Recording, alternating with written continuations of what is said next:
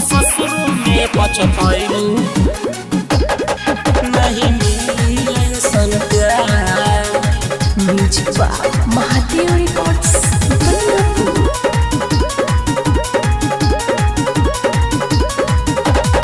पहले तू रहलू गोरी हमारे सामान हो, आज काहे देखे के बनेलू न जान हो।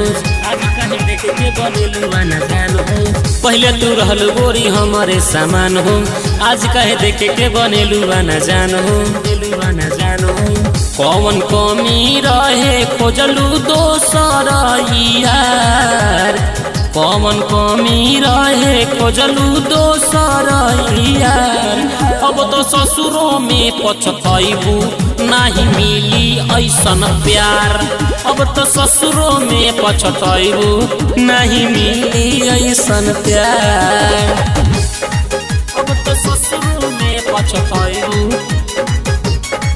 नहीं मिली ऐसन प्यार।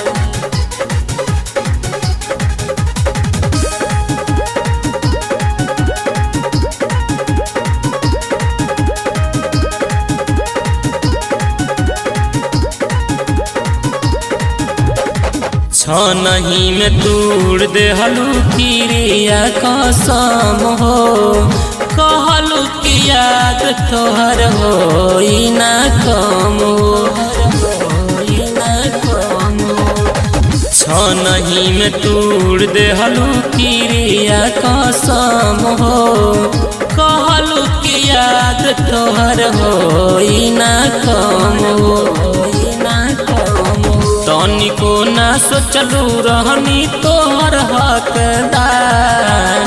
तनिको ना सोचलू रहनी तोहर हकदार।